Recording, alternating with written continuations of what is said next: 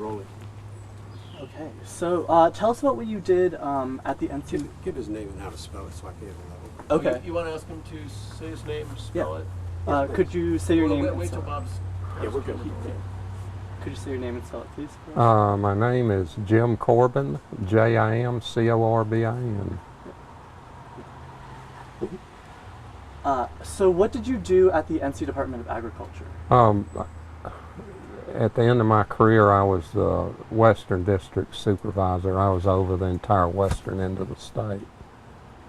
And basically what that job encountered or did was we regulated all the nurseries in North Carolina, endangered plant species and lumber industry. Jim, when you hit your pants like that. Okay, it sounds like an I explosion. know. I'm sorry.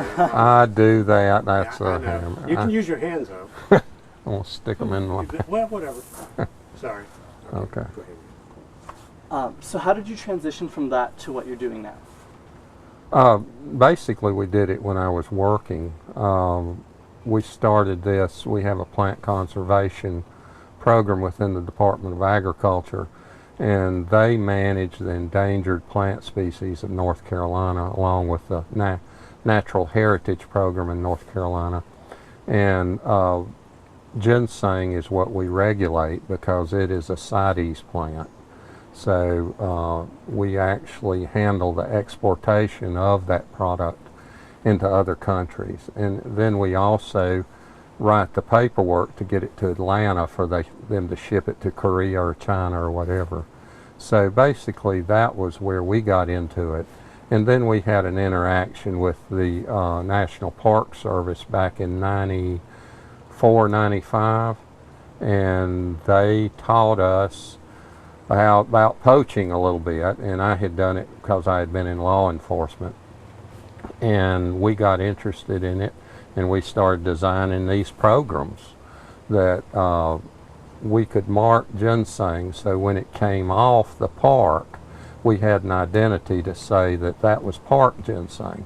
Before, when they would go to court with park ginseng, there was no identity at all. So the perpetrator could say, well, you know, this was not on the park, this was not park ginseng. Now we had an ID to say, yes, it is park ginseng. And we started getting prosecutions that were positive. In fact, the first year we got 80 positive prosecutions as opposed to 0 the 3 years prior.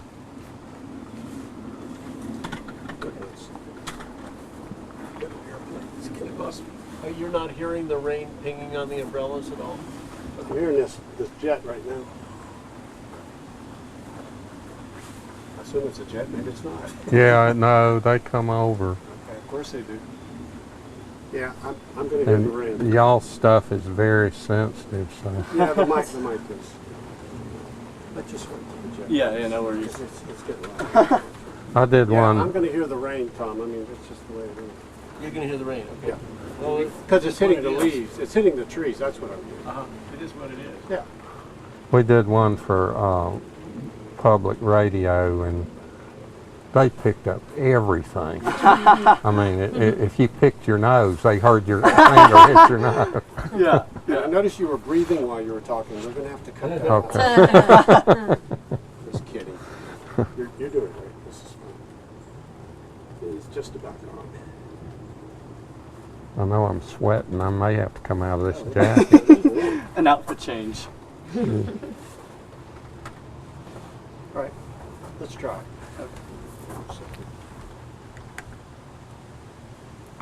Right here, if you would. There you go. Right here. You're talking. Up and right. So, good. Yeah. Tell us a little bit more about how the marking and the dye process works. The marking is an organic material that we developed. The original marker was an insert, very much like a pit tag, like you put into pets. And we just injected that with a hypodermic needle. But the problem with that process is we had to run it through an X-ray machine.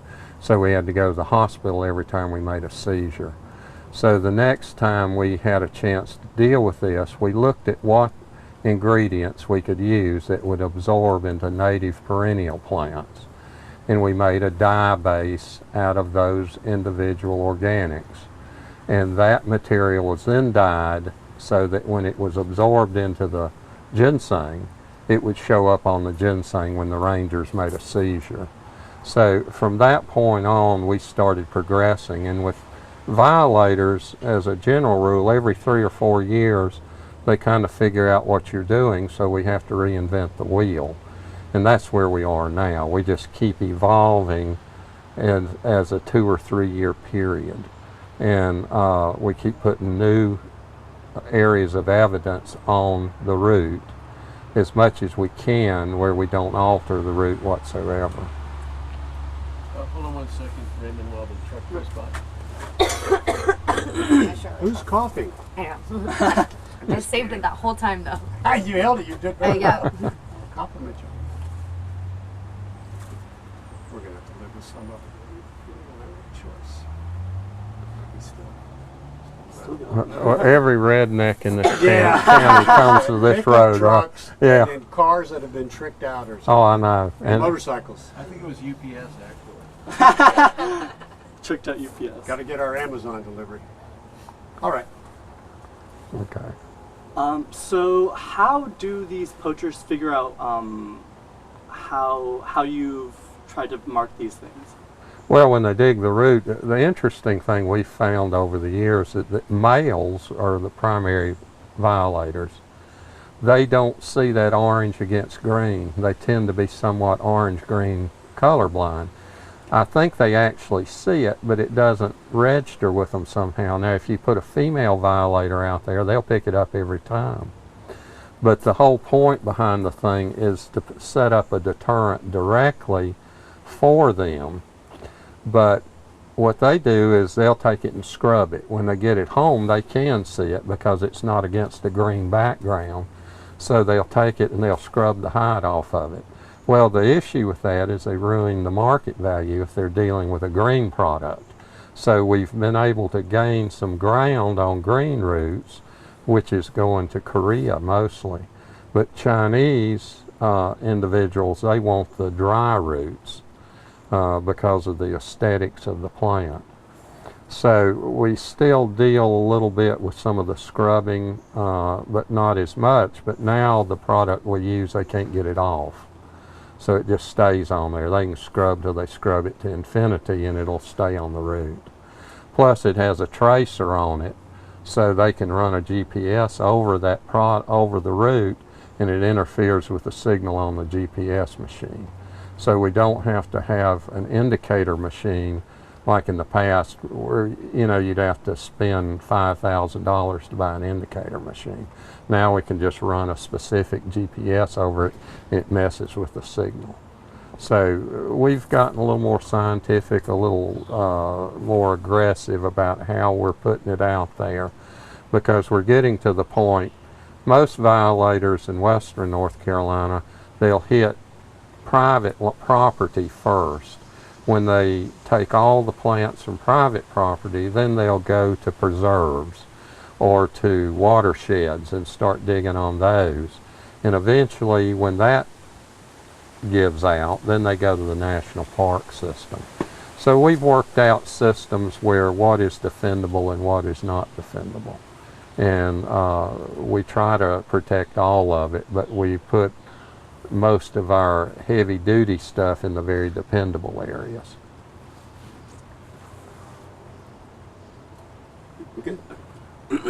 So could you tell us a little bit more about the numbers, as in like how many, if you know how many plants are poached each year, how much money is lost, that sort of thing? We have no idea really, because a lot of the material that comes through, how much is poached.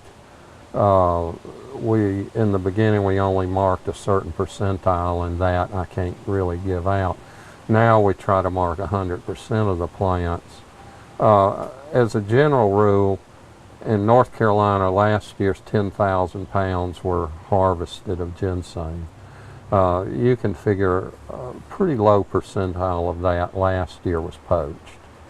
I couldn't give you a number offhand, but In the beginning, I think it was a very high percentile, and I think we're beginning to see that shave a little more. Now we're getting into the drug culture where green ginseng is a big product for individuals that are doing opioids in particular, because it's a quick fix. They can go out and dig 2 or 3 ginseng roots and then go back and get them a quick fix, and then go back out in the afternoon and get another group of green ginseng roots. So we're dealing with that a little bit right now, and we're picking up a little more marked material from that, because those people tend to be a lot more desperate in what they're doing. So unfortunately, we evolve in different directions with different violators. Really, the people back years ago that dug ginseng, if they violate on the national park, most of them were very respectful of the resource. What we have now is a group of people that are not respectful of that resource. So it's all about money now rather than protecting the resource itself. Would you mind, sorry to interrupt you, I don't know if you were going to ask this, would you mind talking a little bit more about why opioid users are so, like right now there's such a spike in stealing ginseng? I just didn't quite understand that. Yeah, have Raymond, you asked the question. Yeah, you can ask. Yeah, and the question might be, how does ginseng give people a high? Yeah. So how? Wait till that dog stops. Yeah, well, I raised, that's my old service dog. Oh, Ah. He hears y'all. Cue the crow. We're good. Okay. Do you mind telling us a little bit more about how this green ginseng gives people a high? Well, it doesn't give them a high. What it does, it provides them with money so they can buy the opioid. So there's no high from ginseng. Ginseng is basically an overall herb for the body, mostly a stomatic. It deals with your stomach. But the price of ginseng is so high that individuals can actually buy dig ginseng and make enough money from the ginseng to turn around and buy quite a bit of opioid. And of course, they're buying it in a roughed out form too. You get the dog, yeah. Well, no, dog's fine. It's amazing. Well, it's nature, so we're good. Oh, okay. The birds are attacking each other or something. Yeah.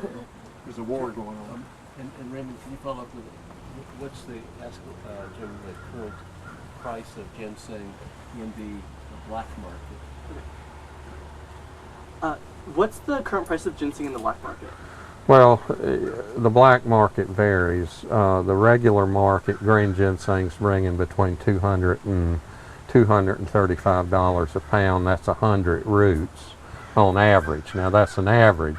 You get up into the northern end of North Carolina, up around Yancey County, it can be 10 roots to a pound. So, you know, it varies depending on where the ginseng comes from.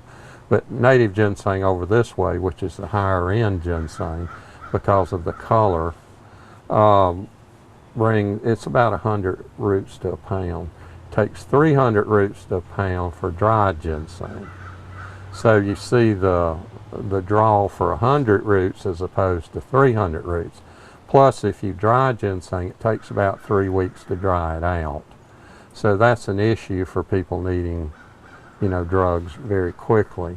And what we saw the last few years before I retired was it always seemed to be a male and a female group, and they would be together. They would come into a dealer and we would watch them, and they would bring ginseng in and it would be beat all to pieces instead of respectfully collected where it brought more money.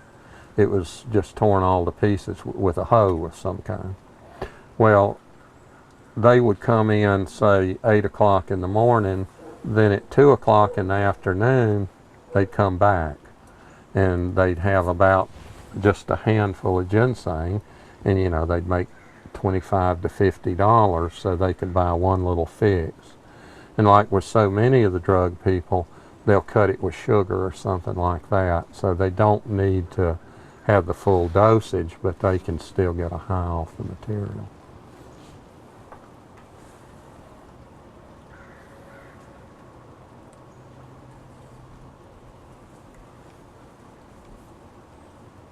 I didn't mean to get into it. Yeah. Raymond, can you come here for 1 second? Yep. The Ginseng weed back years ago, the prison system called us, and they were putting these people out on work detail, and they'd go out and they'd dig Ginseng weed, and they'd chew the root, and then they were flying all over the lunchroom in there. I mean, they were high as a kite, and they couldn't figure out what it was, and they'd put them on an old barren ground flat to dig, and it was Ginseng weed, and they were eating it like crazy. They couldn't even find the Ginseng weed root up there. Oh my gosh. I'm sorry, I get off on No, that. that's so funny. It's good. We're good. Okay. So how do you feel when these people start digging up all these roots, these ginseng roots, and just taking them and stealing them? Well, I don't know that it's a feeling thing. I'm not pleased with the fact that we're depleting nature of a species, certainly, and I've spent my entire career trying to protect that species. I guess I do feel somewhat angry sometimes about it, but from a public service standpoint, you can't have anger involved in it. You really have to be very level and deal with it in a professional manner. I do hope somewhere down the line that we even it out, and we can do that in North Carolina or any state by having individuals grow the product. This brings it down in the marketplace, and then it's not as valued as a wild product. There will always be that market for the wild product for the Chinese, because they look at it as an aesthetic. It's not as much how potent it is. Actually, cultivated ginseng is more potent with ginsenosides than native ginseng. It's the way it looks. It's brown, it's black, it's got the long rings, it looks like a little bulb, and they go nuts over that. They put it in dowries for wealthy brides over there. You'll see it in boxes in China lined with red velvet, and they'll put that root in there. So it's all an aesthetic. Now the Koreans, it's consumable. So all they do is consume the product, basically. And they mix it in different ways. It's red ginseng, white ginseng, depending on how they process it. But it's a green product and it's consumed. You got to. Could you tell us a little bit more about the nutritional benefit of maybe, say, the wild type versus the farmed or cultivated ginseng? Well, cultivated ginseng basically is grown for your processing, and it's cheap. You can buy it cheaper, about 30 bucks a pound, 30 to 60 bucks a pound, and it's great big roots. Native ginseng is very small, and again, it's more an aesthetic. It does have a certain percentile of ginsenosides, a high percentile, but when they tested it at the University of Wisconsin, they found that cultivated ginseng has much higher levels of ginsenoside, which is the product that they're looking for. Years ago they laugh about ginseng as an aphrodisiac. That's really not what it was used for. It was used for an overall tonic, an overall cure for the body, mostly in the stomach and intestinal area. So ginseng's been taken for years and years. If you go into the Smokies or any number of places in western North Carolina where you have old homes, you find where they had a ginseng patch or a medicinal herb patch. And that's where a lot of times we find ginseng to mark, because if we find an old home site, we can find ginseng most of the time. And just to wrap up, how long did you say you've been working on ginseng for? I started working on ginseng before I went to work for the Department of Agriculture. I was in the tree business for a number of years, so I've been working on ginseng for over 40 years. Do you want to just touch on one more? Do you want to kind of sum up why? Obviously, we all think this is important because we're all here. Do you want to maybe just give a kind of brief summary of why people should worry about this, why this is an important subject? Do you have any kind Why of, people should care. Yeah. Do you have any little conclusion wrap up for that? Well, let me think. Okay. Okay. I don't think well on my feet sometimes. You're gonna have to sit you down. Is that what Yeah, take your time. no, this is really looking good. Okay, Raymond. So yeah, why should we care about this problem? Why should we care about ginseng poaching? Well, from an environmental standpoint, anytime you remove a species from the environment or any environment, it affects the rest of the species. Ginseng is very much a companion species with a series of native perennials here. You remove ginseng, you hurt the environment in general. Also, you're taking money out of the pockets of North Carolinians, because this is a viable way for farmers in North Carolina to grow and produce a product that makes quite a bit of money. Millions of dollars are spent in North Carolina on ginseng every year, wild ginseng. If we could get that money shifted over to individual growers that grow wood simulated ginseng, which basically is the same product as wild ginseng. There's very few experts I know that can even tell the difference between that. So that product would bring quite a bit of money into the agricultural stream, and with problems with Christmas trees, the insect problems, we always need something to produce for the growers in North Carolina. And with boxwoods right now, with boxwood blight, you're seeing a change and an evolution of the agricultural industry in western North Carolina. We don't have the usable land up here that they have in the Piedmont or the coastal plain. So ginseng is very much a viable product for growers up here.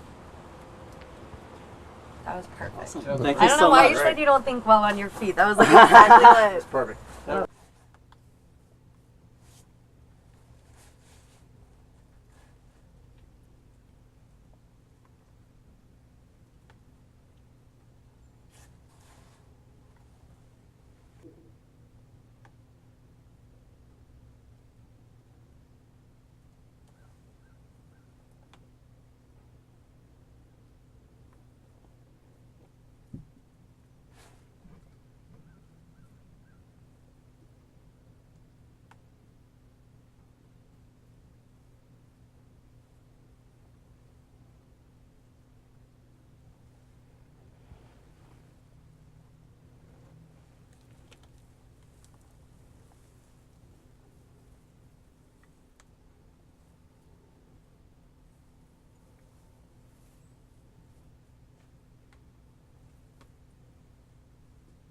Okay, good. Ask away. Okay, Jim, what is this? This is the marker that we're using on the Park Service now. It's a new marker that we've devised. It has a scent chip in it for canine units. It also, if you look at the dye, there are dark chips in there, and basically they will interrupt the GPS signal. So rangers can take this material, and if it's on the route, they can run their GPS over it and it will interrupt the signal, so they don't have to have special equipment to utilize it. Good. Just keep holding it like that if you would, please. Okay. I'm gonna have to step outside. I've got asthma, and I think Oh yeah. the humidity here is getting to me a little bit. Well, it's probably the mold. Oh, good. Lovely. It's just the mold. It's just like our hotel bar. Okay, here we go, guys. If you would just explain that again. I'm shooting the close-up of your thing. Here we go, guys. Explain it again. Sorry. Okay, this is the new marker we're using in the National Park Service. The code is orange. We have added a chip in there that disrupts GPS units. It also has a scent for canine units. It's kind of an obnoxious scent, so we actually throw it in there so they pick it up very quickly. Okay? Just keep holding it. Tilt that more towards me, the one, the container. Yeah, perfect, perfect, perfect. You must have a good lens on Oh, that yeah. sucker. That's what you get for 20 grand. Oh. All right. Just want to let you know. Okay, okay. Now you realize what'll happen is I'll bust my hind end going off this hill while you're Okay, filming but it. you can't- So like nobody's here. Yeah. Okay. Here we go. Go.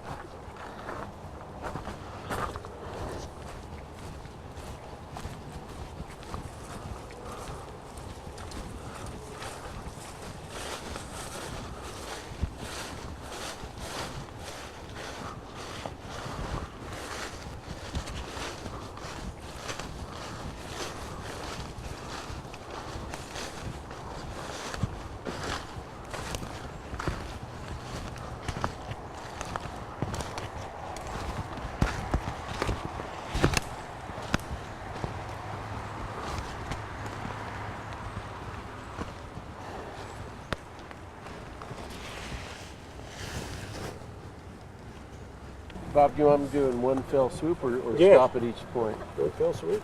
Okay. I'll just keep shooting in. And do you still want the umbrella over you or not? No? I think it's about quit. A few minutes anyway. Alright, get my knees dirty. Just point your finger where it is so I can. You Charlie? And action.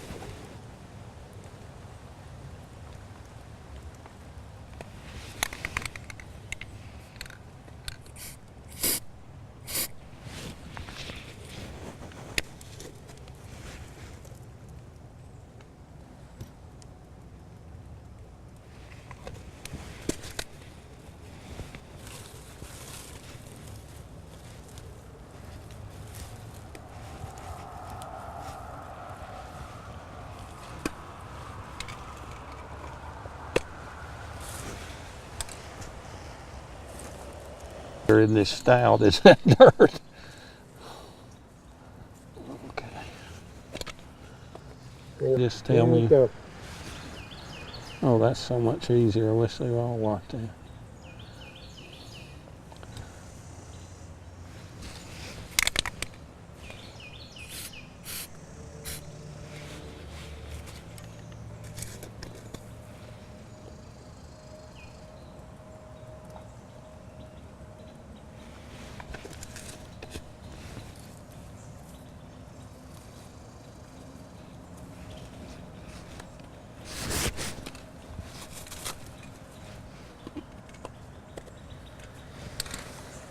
I hate to raise the issue.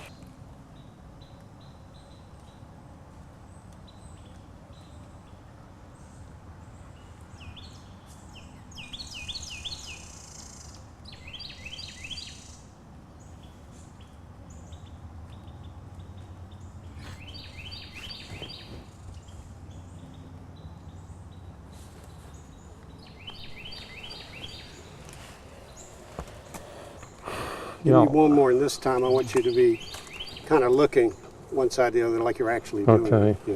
Going down. Hold on 1 second. Don't tilt your head down. Yeah. In Okay. fact, look Taylor, over this can we side. get? Can you flip that drawstring? Yeah. Out of the way. Can I tuck it behind your hood there? You can do whatever Oh, you. you got two of them. My darn things aggravate. Hang on. My lens is wet. You need. I've got a clean. I got that. I just got to get to I it. got.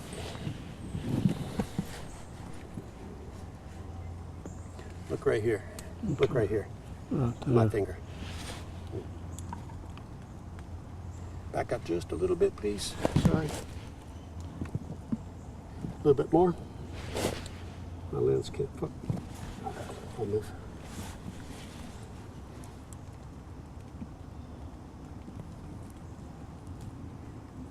Look a little bit to your left. Move your arms. Perfect.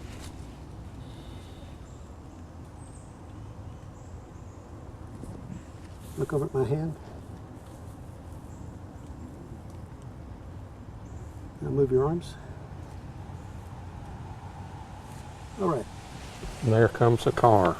Well, I Worry think about that. Bob was going for the video there. Nothing, but it did okay. Is that down there as well, Ginseng? These lighter things? This is ginseng. That's ginseng. This is ginseng? Like this little tree up here? No, that's No. Virginia creeper. This is ginseng. All of this is ginseng. You see it all through here. That's when you're shooting. I've been shooting all the time. Okay, so let's just not talk to you for a second.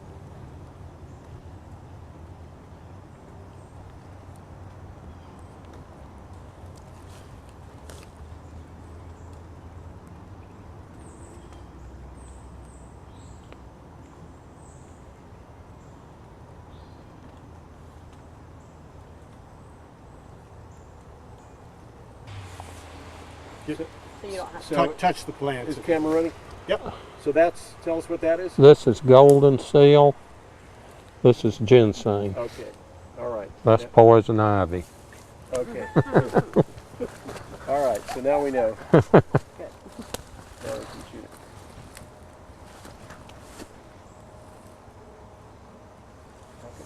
Yeah, that guy's doing some marking up there. Oh, Where we're shooting.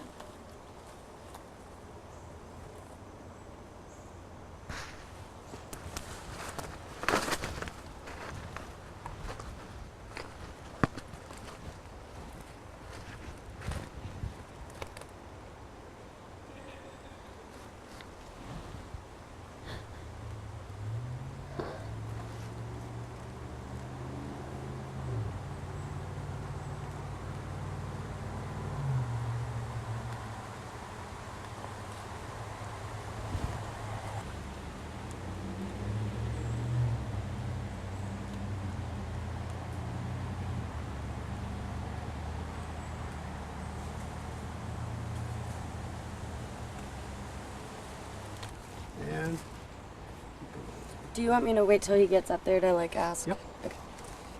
And you'll just look at Charlotte, please. And Okay. action. So Jim, what are we looking at here? This is a 3-year-old ginseng plant. It has reproductive structures, female, berries, and here is another 3-year-old plant that the prong has fallen off of, but it also has a berry too. Probably several berries were on there. They've already fallen off because it's late in the season, certainly. And this is the fall color that ginseng gets in the fall of the year. Basically, that bright yellow color. And Jim, can you do one more time? Why don't you come back here? And this time, you Don't have to repeat wait myself. for Charlotte to ask you. Okay. But when you get there, turn around and talk to Charlotte there, Okay. rather than look down at the plant. Okay. So wait till Bob's ready. Action. We've got some ginseng plants here. Got a 3-year-old and another 3-year-old, and they have reproductive structures, berries, and this is the fall color that they have when they start to abscise. What was that last word you used? Abscise. Absa. Action. We have 2 ginseng plants here. They're both 3-year-old plants. They do have reproductive structures. They have berries, as you can see here. Probably more berries than you can't see because they've fallen off. And this is the fall color. They get that nice bright yellow when the leaves start to drop. No abscission that time. Good. And action. These are 2 3-year-old plants. They both have reproductive structures, have berries on the plants, and this is the fall color. It gets this bright yellow right before the leaves drop. I think by the 3rd go-round I get better at this. Yeah. Give me one more, please. See, now we're going to do 4. Just you could be up there already. Okay. Anytime. These are 3-year-old ginseng plants. They have reproductive structures. In other words, they have berries, the red berry. And this is the color they look in the fall of the year. They get this bright yellow prior to their leaves falling and going dormant.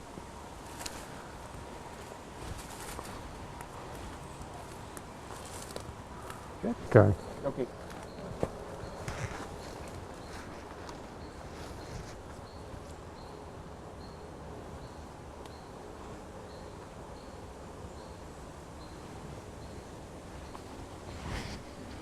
Action.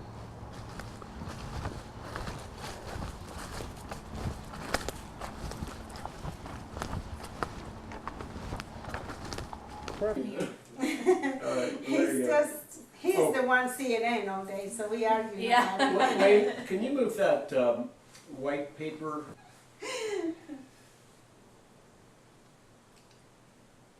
I was gonna say some good dry ones and I already forgot they were coming. I just get too busy too.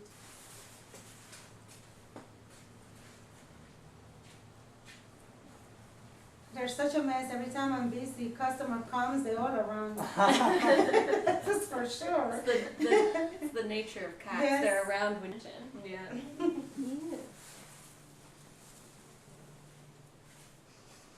I got it. He won't He's jump. fine. Willie, come here. Willie, come here. Come here. Hey, man. Yeah, he's diabetic. My cat has thyroid issues. Oh. Yeah. And he lets people feel sorry for him. That's why he sits on the table so everybody can pet him. Sync out the audio.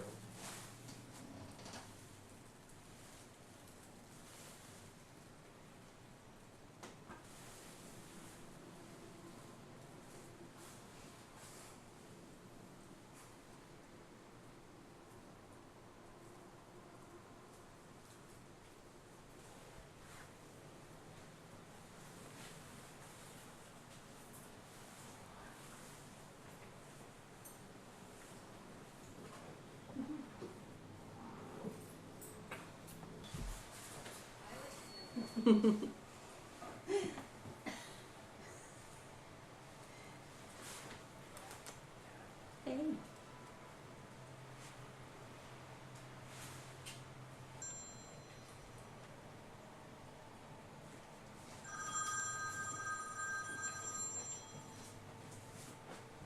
Hello. Hello.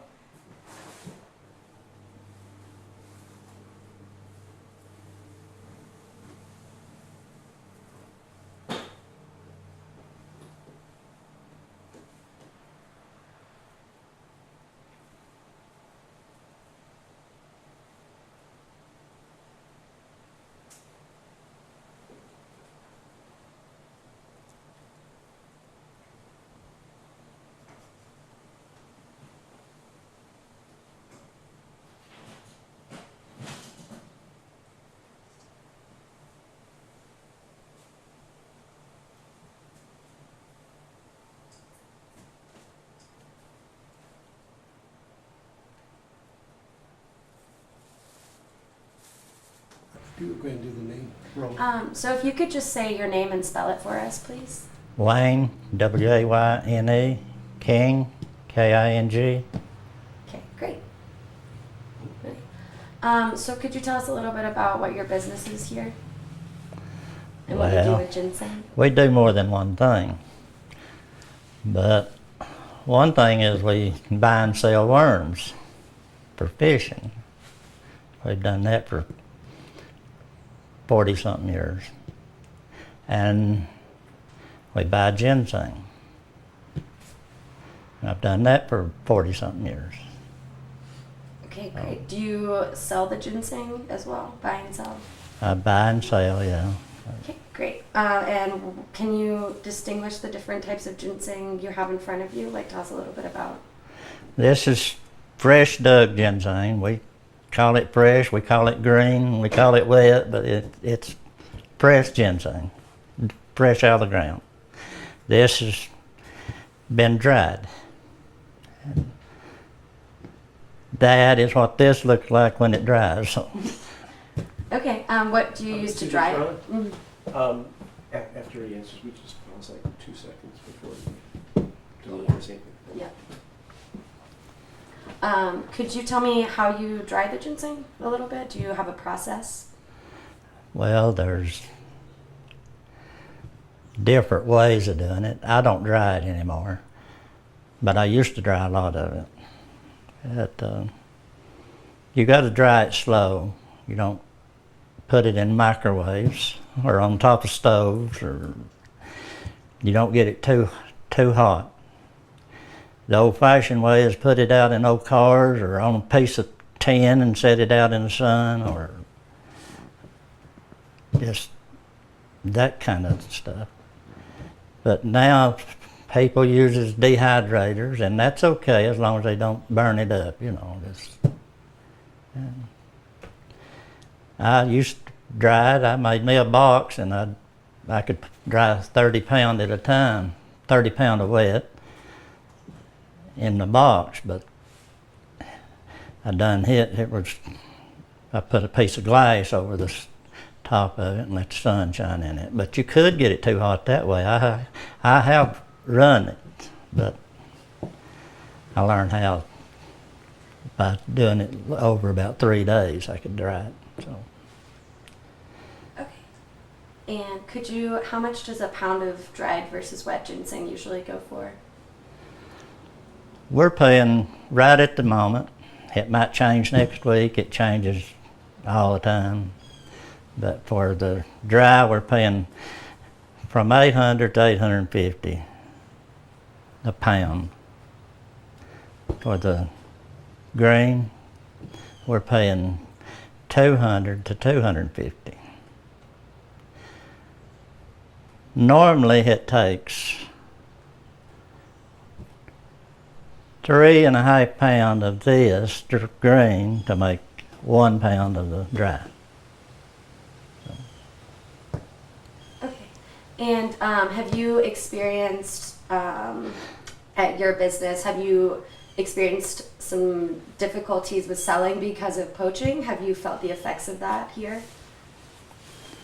Well, I can't say we've had difficulty because of poaching, but there are plenty of poaching goes on, and that's not good because poachers don't care when they dig it. They'll go out and dig it before the seed gets ripe, and that's not good because it's going to do away with it in the future, you know, if something hadn't been done about it. And of course, the law is writing tickets all the time, but that hadn't stopped it. So. What's something? Just wait a second till that truck leaves here. Okay. You're doing great. Just have to be aware of all the sounds. Yeah. Maybe you need to explain about. I'll explain what she asked me. Okay. Is there anything you'd like me to make sure I ask about? Well, not really, but I think what you might need to ask about the size of the ginseng, why it's caused the poaching, which is like the reason why people are poaching. It is because they want to get the best of the ginseng, the quality, so they can be graded up and be sold to like. They don't sell like not only what to say, but they're not really selling it to the local dealers. They are dealing with like, oh, that's what is going on. Okay. The poachers just wants to dig ginseng for all kind of reasons. A lot of them wants to poach to go out and dig ginseng because they can go buy them some dope later on that day, you know. So.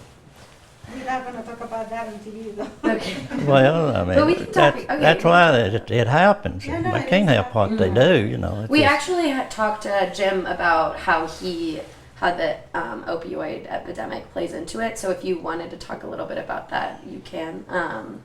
But yeah, do you want to tell me a little bit about why poaching is becoming such an issue? So why we're seeing more of it?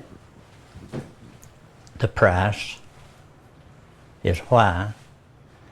And for fast money, they can go out and somebody that's good at it can go out and make a couple, $300 a day, you know. Everybody can't, but some people can, and even more. But ginseng digging has been here for hundreds of years. Daniel Boone was a ginseng buyer. But why it has got out of hand is because of the price of the ginseng has went up, and I guess the reason the price has got higher is because it's got to be less of it to dig, you know. So, and most of it goes to China or Hong Kong, Korea, the Oriental people. So when they don't get enough, I guess they raise the price, you know. I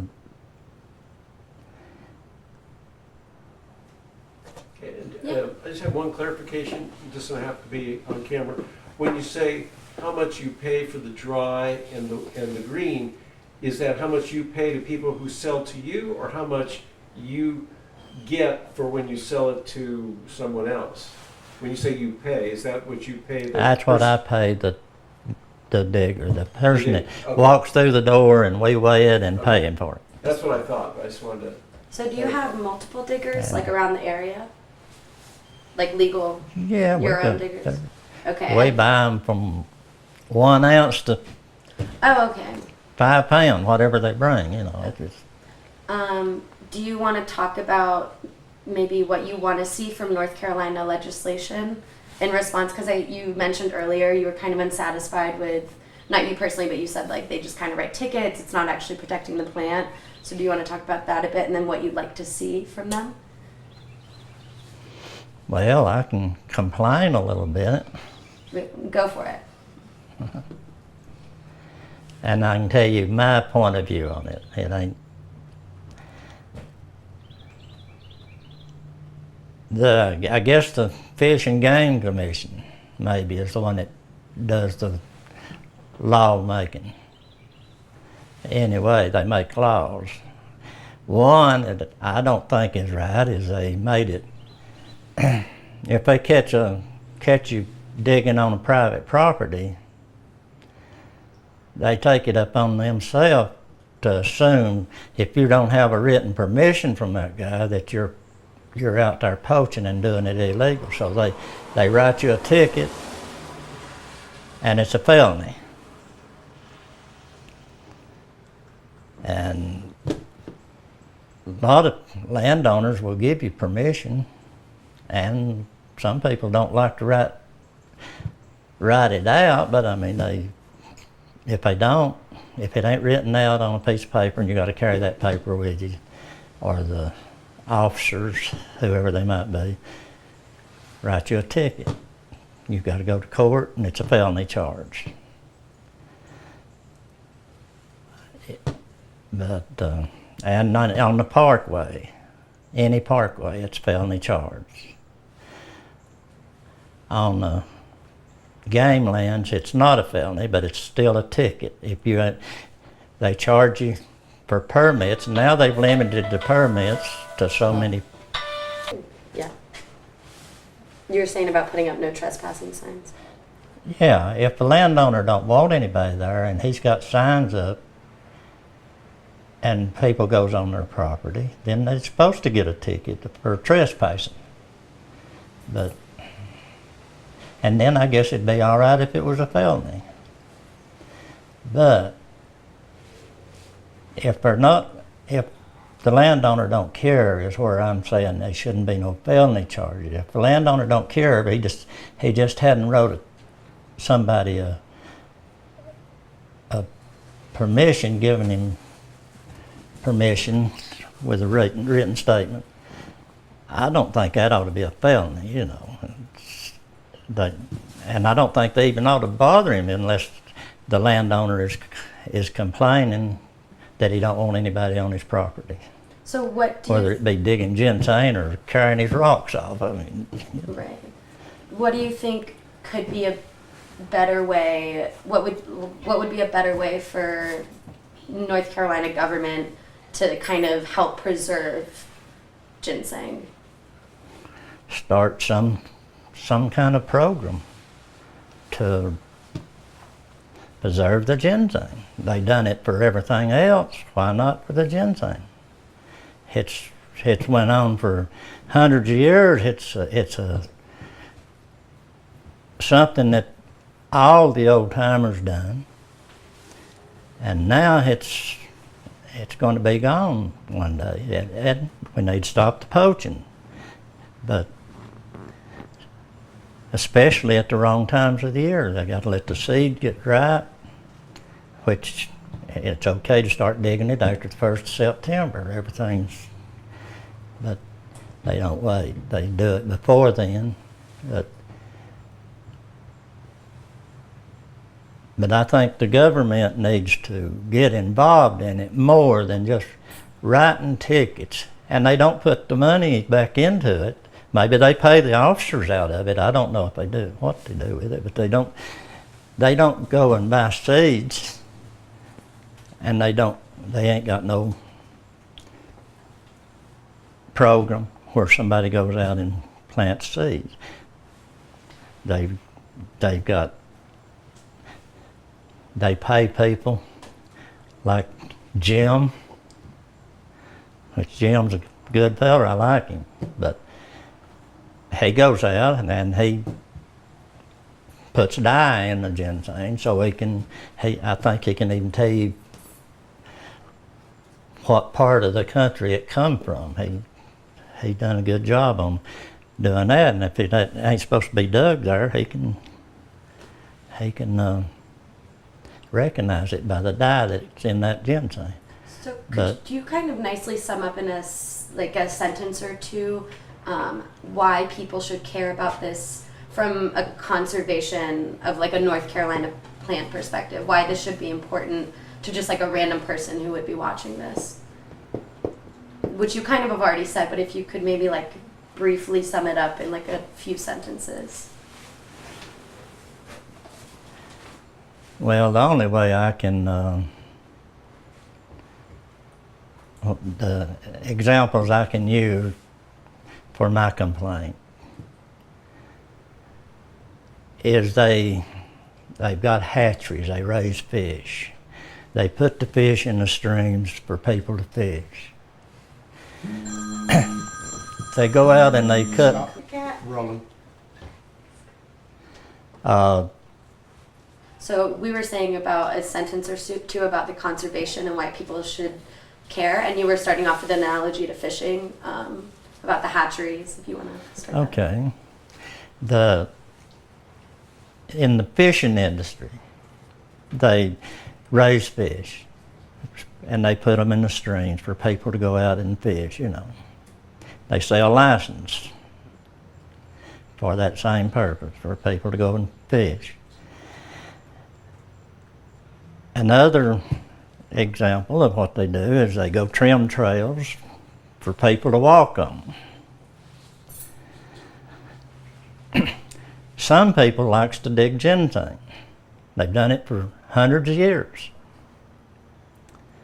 But the government, as far as I know, does nothing to preserve the ginseng. They make us, we buy a license to buy it, and they sell permits to a certain amount of people now. It used to, it wasn't limited, but now they pick a few people and they'll sell them a permit to dig it on the wildlife land, you know. But they don't do nothing but collect money off of ginseng, as far as I can tell. So why don't they do something to preserve it, other than catching poachers? I don't blame them for catching poachers. I'm glad they do. They need to catch them and stop them from, especially from digging it early. And there are other things. I just can't think of everything now. But No, that was great. Is there? I think We're rolling. all right.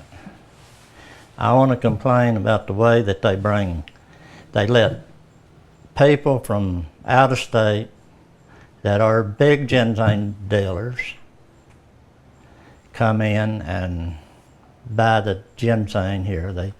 They come in and they buy it straight from the diggers, which is the job that we've done for years. And we always sold it to the bigger people, like the guys that's coming in. But they come in and they can buy the same license to buy with that we do at the same price. They take the ginseng and the money back to Pennsylvania, New York, or wherever they're from. They don't pay the taxes here. We have to pay taxes to our state. And we pay a small amount for a license. They pay a small amount for a license.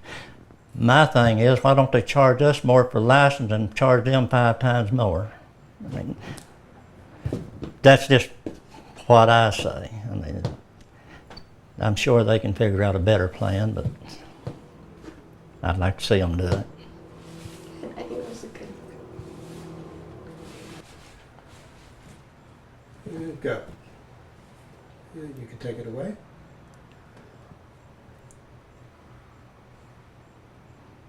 Okay, with your left hand, do the same thing with this one. Good, leave it there. You take it away. Good, go. Okay. You don't have to talk or anything. We're not even here. All right. This will Well, okay. Good, go. this neck here, it tells you how many years old if you want to count each place. What that is where the top comes up each year. And every time it comes up, it leaves a last year's indention in it there. So that determines, that can tell you how old it is. It's supposed to be 5 years old before you can buy it and sell it. But this is not a bad bunch of ginseng here, so basically it all looks pretty good, but you need these wrinkles in it. That's also the year tells you how fast it grew and everything. And they call one like this a slick root. And it's worth a lot less money than this one. As you can see, the top of it, that one's like at the most 4 years old. So, see, it grew fast. It was in probably looser soil and richer soil, and that's what makes the difference in it. And Okay, good, good. And go.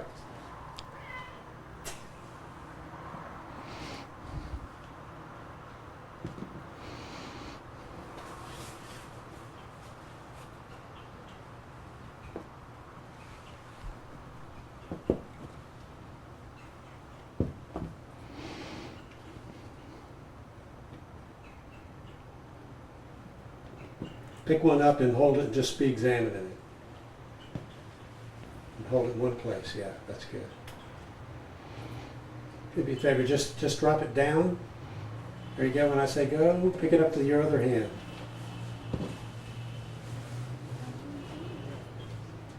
Just hold it in one area, don't move it around too much, just turn it over and look at it.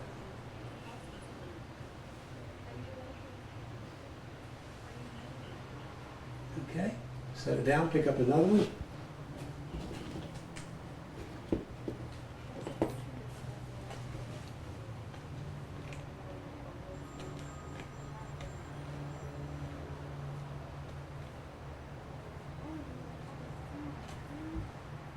Okay, just do a couple more. Thanks. Go ahead. Pick up one more.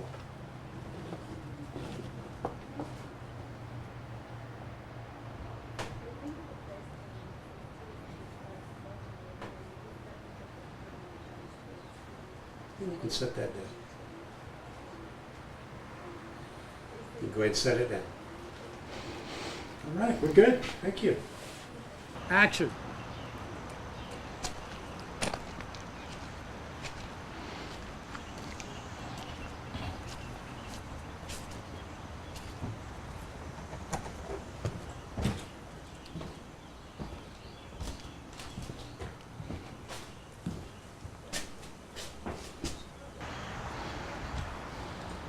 Action.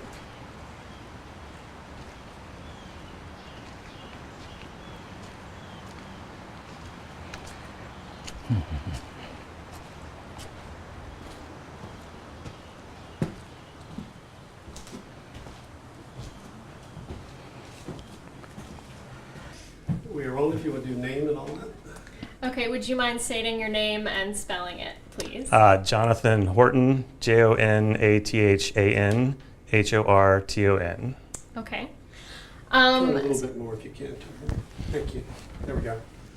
Do we need to put something under your foot? We can do that. No, it's just kind of awkward Sorry.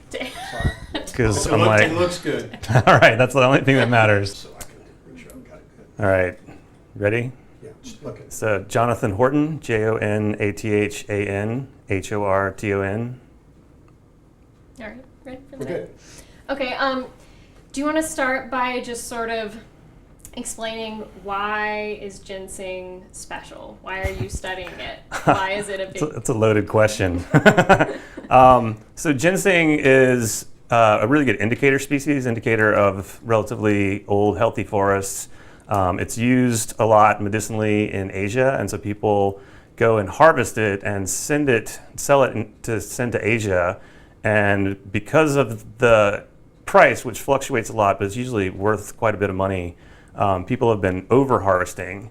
And so that's one thing that we're concerned about is ways that we can either develop alternative crops for it or more sustainable harvesting practices. So my colleagues and I started working on ginseng, I think like probably almost 10 years ago. And so we're trying to figure out a way to basically preserve it. It grows in really nice places, and so I like to go study it. I wanted to stay there. Yeah, I don't know. Did that answer your question enough? Yeah, that was great. Good. Well, I'm hearing a hum. Is it from the overhead lights? I think. No. That's I think maybe that's the copier or refrigerator. But you're not hearing it, okay. Nah, Okay. it's big enough. Oh, that's right. Okay, we're still rolling. Someone we talks go. 3 miles away. And you're so I guess kind of going off of that, why is poaching ginseng becoming such a problem or a threat? To the Well, population? one thing about ginseng is that it's very slow growing, and it's also very long lived. So it's been estimated that some plants can live up to 60 or 70 years.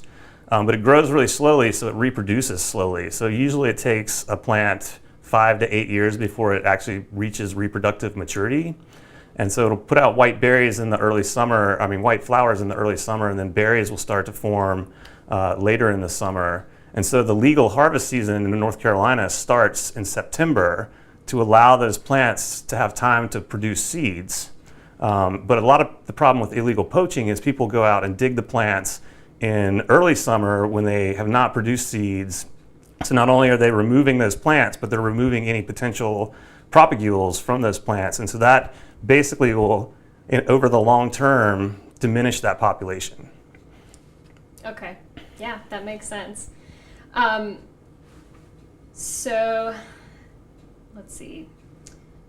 You and your colleagues are studying the medicinal properties of ginseng.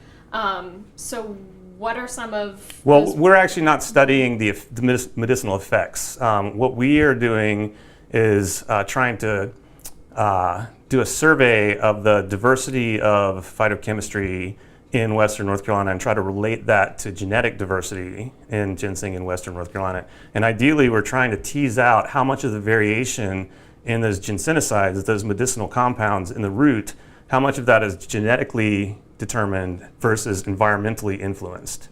Can I interrupt there? Yes. That was a lot of technical. Can you re-ask the question, and can you answer it using plain English that a smart sixth grade science Yeah, student? I can try. I've had this. Dumb sixth graders. I've had this problem when I've been interviewed for TV before. I know that's totally understandable though. And also, if you could re-ask the question about, you said you were talking about the progeny, and there was a word like Propagule seeds. propagule. Yeah. Can you re-ask that question? If you can use a word other than propagule. Was it Yeah. the question, why is poaching a Yeah. threat Yes, to yes. Okay, so why is poaching such a threat to ginseng populations? So poaching, by definition, is harvesting illegally, harvesting out of season. So ginseng will produce seeds late in the summer, early fall. And that's why the North Carolina harvest season is just the first 2 weeks of September. It's to allow mature plants the opportunity to produce seeds before they get harvested.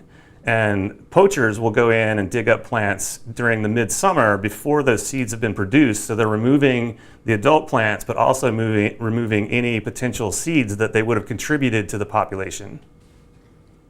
Yeah, that was great. Should I re-ask the medicinal? Yep. So I'm sorry, what you said you aren't you're studying the phytochemical. Yeah, And that's when you probably say too technical. phytochemical- That's just chemical chemical chemicals from plants. properties Yeah. of- Yeah, I think the answer was to the question, what's the point of your research? Right. Okay. Okay. What's what is the significance It's of all your... the big bucks I make now. So my colleagues and I are interested in determining the variation in the medicinal properties, so the chemicals that the plants produce that have effects on the human body, they vary from plant to plant, from population to population. And what we're trying to figure out is how much variation in those properties are there, and then what determines that? Is it the plant's genetics, or is it the environment that the plant grows in, or is it a combination of the two? Yeah. Is there another question I missed? Do you want to just kind of cover, so obviously, like, we all care about this topic, and have been researching it. You very clearly care about this. Can you give just kind of a brief, like, explanation of why should the random viewer who turns out, like, why should they care? Why does it matter if these plants are just being taken from the environment? How does it disrupt the ecosystem? Just like anything. So why don't you rephrase that, Nez, so he can answer you? Yeah, sure. Okay. Oh gosh. I'm so sorry. What did you say? No, it's okay. Why? Oh, why is it? Why is? Yeah, just like the why. So Why should I care? why should why should people care that ginseng populations are being affected so much by poaching? Well, ginseng is a good indicator species, an indicator of forest health. So it typically grows in areas with a lot of other common understory plants. And so that's a really hard question to answer. You're on the right track. This is what we've heard. And so it's a good indicator of forest. Just start. Yeah, so ginseng is for one, it's a very long-lived plant, and so it's been estimated that some plants can live up to 60 or 70 years.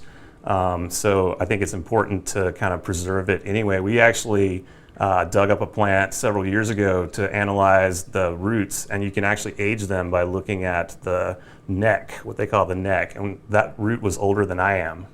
And so then we came up with a non-destructive way to get the tissue that we need to analyze. But it's an indicator of forest health, and I don't know that it has a really large role in the ecosystem, but just the fact that it evolved with these healthy forest ecosystems, I think it's important to keep.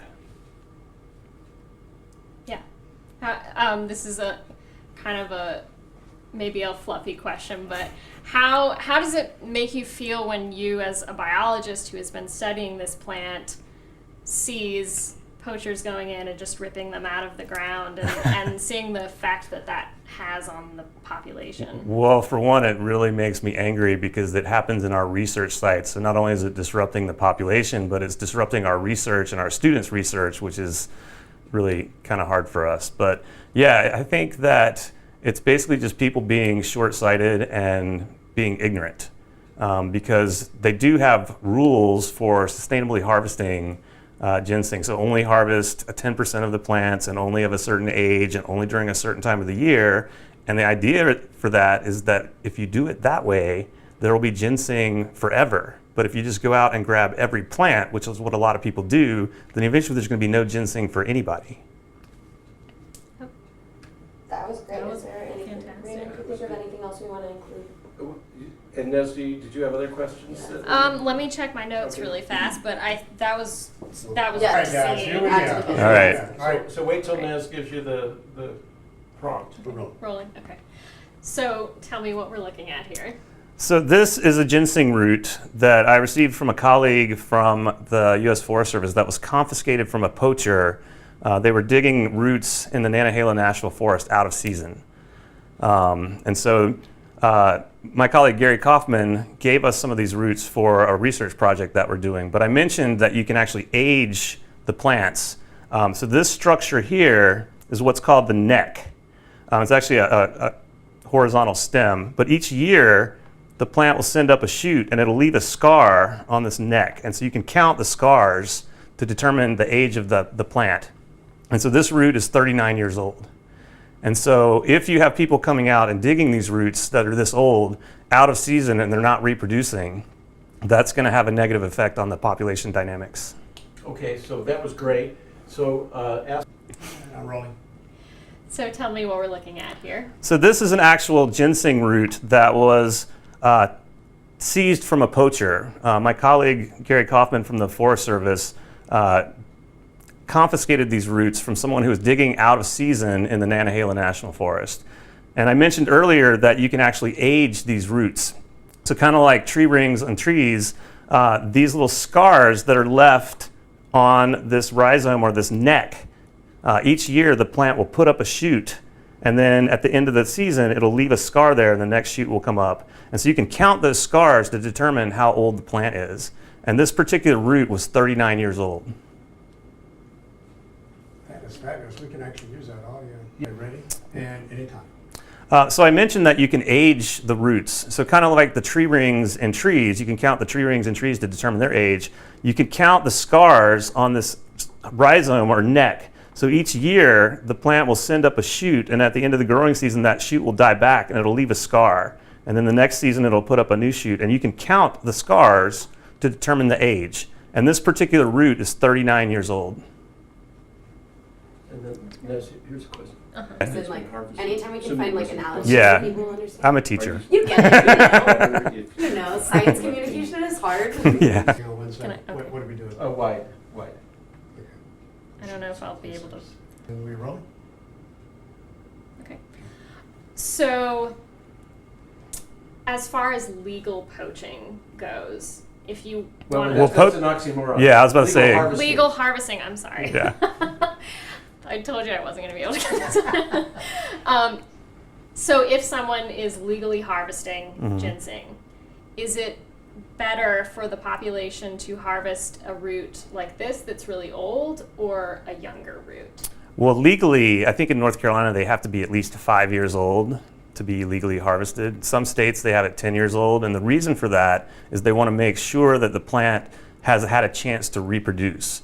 So I would think in terms of the population dynamics, it would probably be better to harvest older roots because they've had more years to reproduce. Okay. Great. Yeah. Great. That was great. Good information. Okay.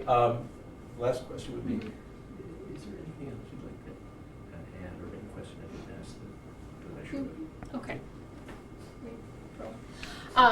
Is there anything that I didn't ask you that you want to point out? Any information that you want to add? Put me on the spot. If not, it's okay. I can't really think of anything now. Just any follow the rules. Any question that Nez didn't ask that she should have? I can't really think of any questions. maybe, Are there any things that we talked about on the phone that we haven't? I liked how you said that you found the one that was older than you. That was really cool. Yeah. So I had something that I wanted to clarify and I don't quite remember. It was You want to look at your questions there? I think I had it. So Okay.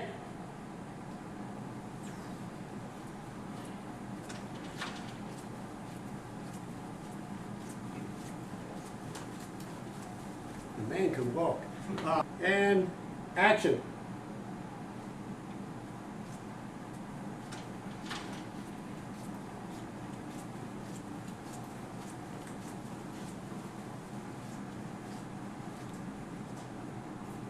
wait, Raymond's coming up. All right, anytime. Okay.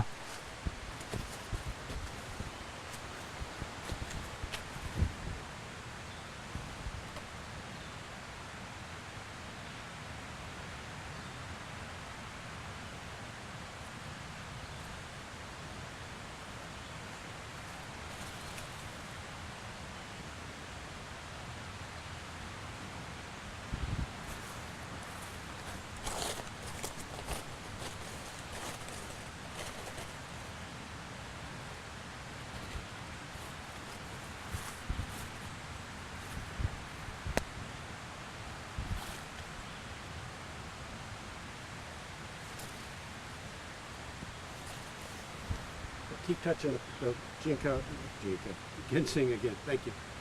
Perfect. Keep doing it.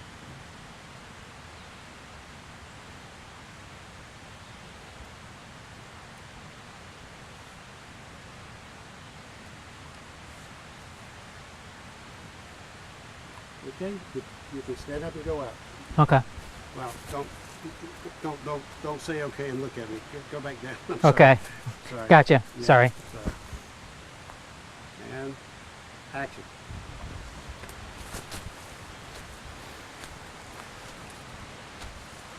Okay, we're looking them over.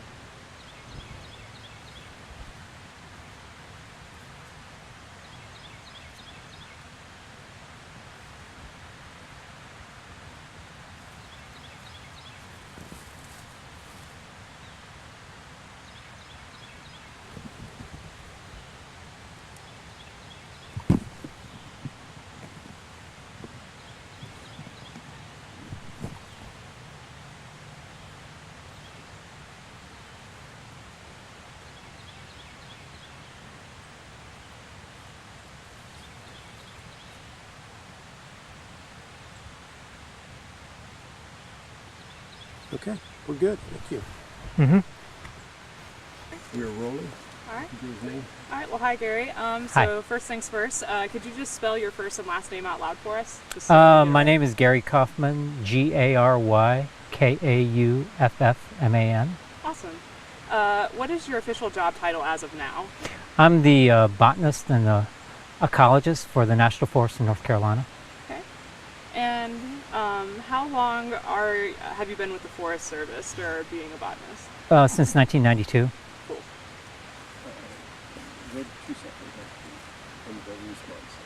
Okay.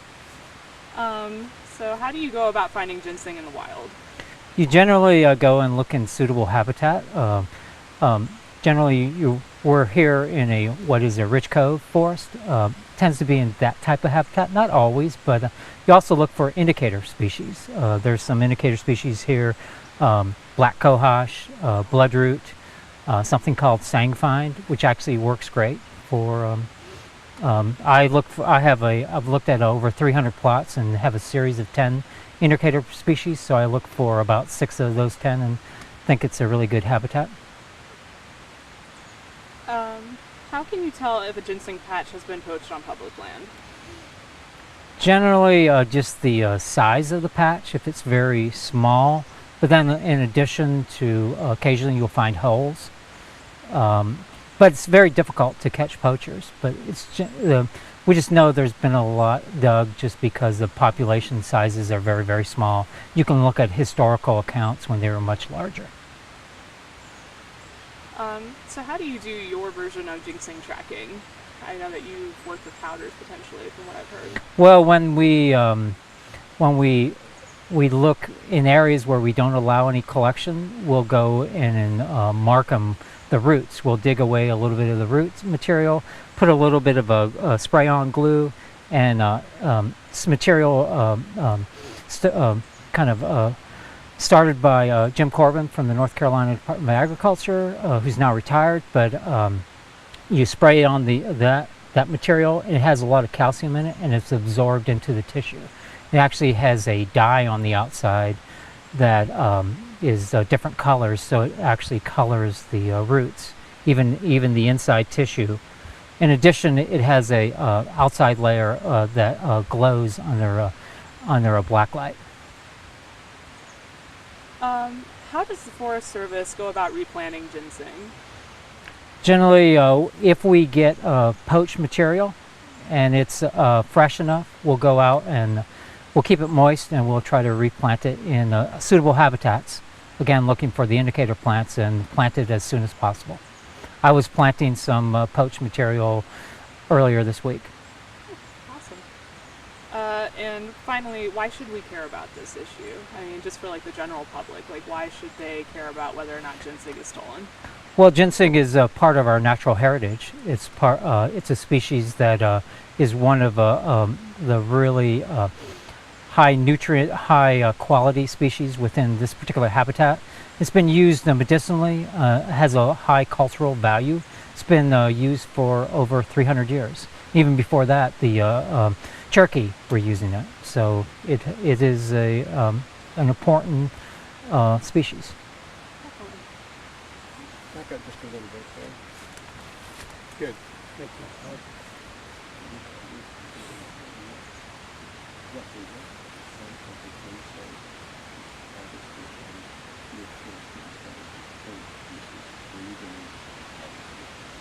I want to go back to the previous question. You're talking about on the way in the car about the percentage of ginseng that is legally poached versus illegally poached. I mean, well, not poached, but illegally taken versus legally taken. What are those numbers like? Generally, looking at the numbers, we see about 10 times as much that illegally taken that is legally harvested. We allow a small amount of permits, and since the species is on the Convention of International Trade of Endangered Species, you have to track it if it's being shipped out of the country. The tracking system is by the dealers, and they ask for the county records. So we look at the county records as to how much Forest Service land is there. So a portion of that, the percentage of the county land that's on the National Forest should represent what's coming off National Forest. So that's how we make those assumptions and generally say there's 10 times as much being poached versus legally harvested.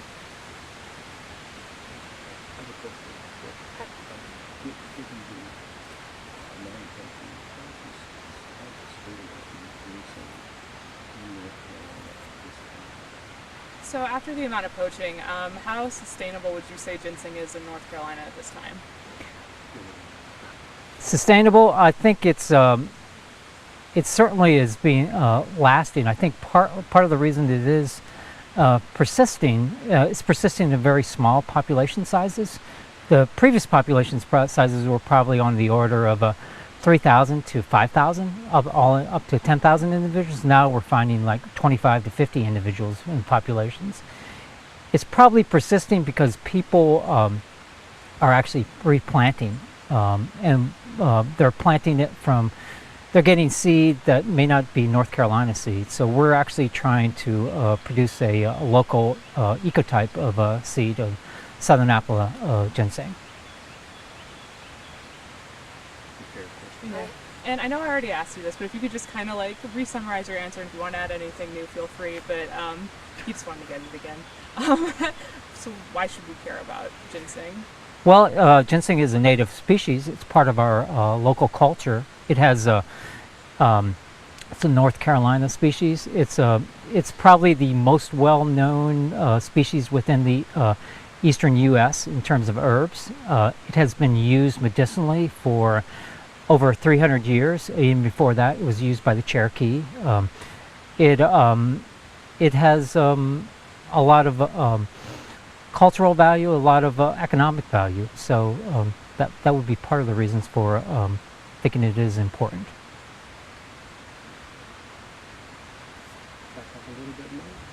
I'm trying to get you out of the sun. That's Okay. what I'm doing. You need them to light up.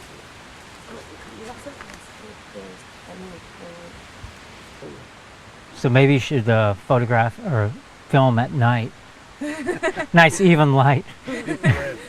The forecast would be continued darkness. So do you know if there's any like recent legislature coming up that is going to work on replanting ginseng from more of a federal level?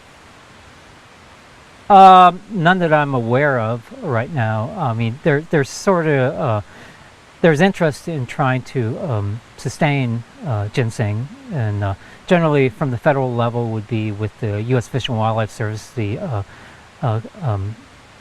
groups that legislate that or regulate it. But there isn't a lot. The problem is money, as it always boils down to.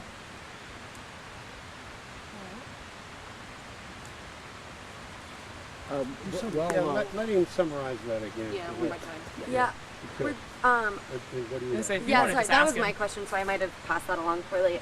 Just if there's any sort of, we talked to a local ginseng dealer, and they were like saying there's frustration because, like you said, it's a funding issue, obviously, but there's not really any efforts on the North Carolina legislation side for replanting or conservation. I know there's been some legislation changes in harshening the punishment, but if you want to talk about that a little bit, like what North Carolina's government is sort of doing, or if there's any future plans in that at all. Okay.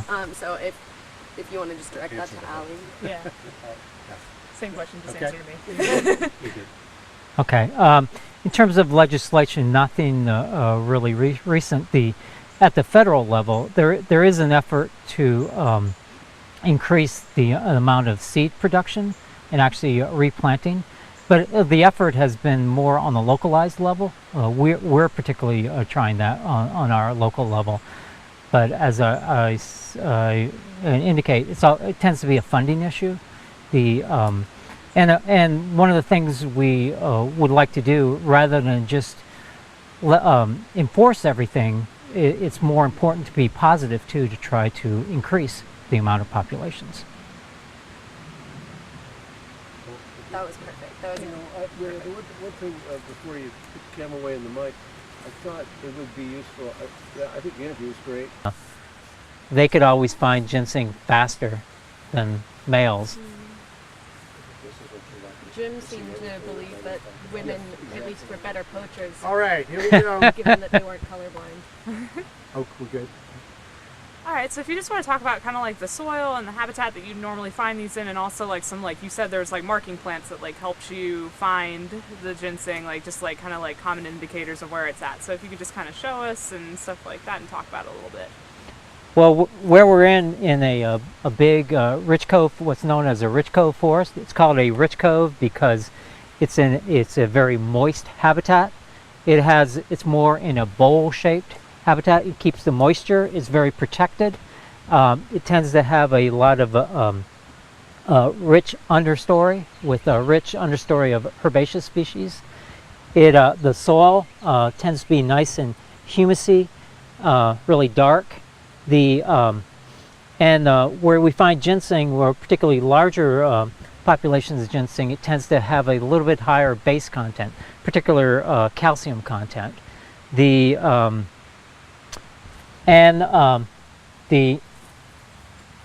Because there's a lot of other associated herbs, you look for some of the other indicator plants like black cohosh, bloodroot, what we call sangfind, various other blue cohosh, and we could look for some of those too. I need you to cover that part when you were down there touching and doing the soil and all that. And let's get the light down. No, just tilt it down. You don't have to do that. Just tilt it down. There you go. You go off. Don't do that. The green button on the bottom. Let's increase the intensity. Like that, yeah.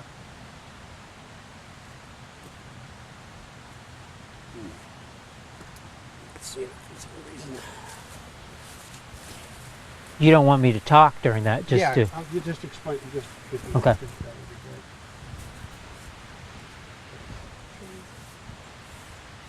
Something really coming through here. Okay, guys, but you know when the soil, you picked up the soil and kind of Mm-hmm. delved it over there. All right, here we go.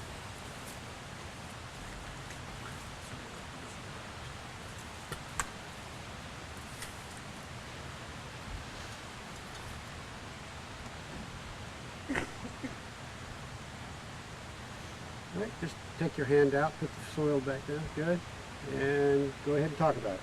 Okay, what we have in these habitats is really loose, rich, dark soil with a lot of humus, and that allows for a lot of species, herbaceous species, to occur there. And it's, in certain habitats, it's a little bit higher in base content, which ginseng particularly likes.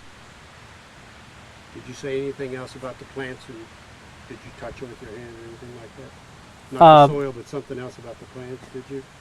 Some of the other plants that can occur in similar habitats also are good indicators for ginseng.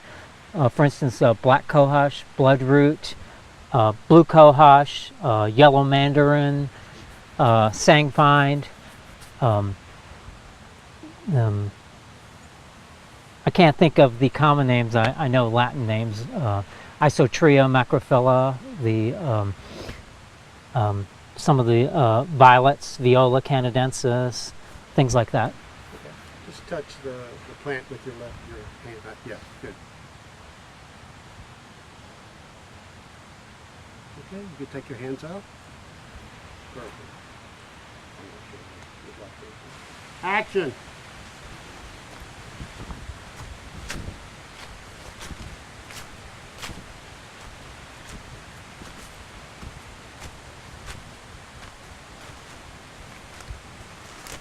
Perfect. Come on, please. Oh, thank you. All right.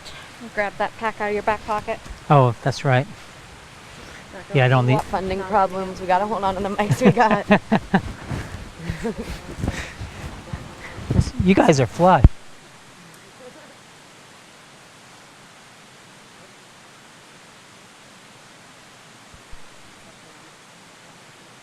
Let's just be quiet for a second. Bob, can B-roll?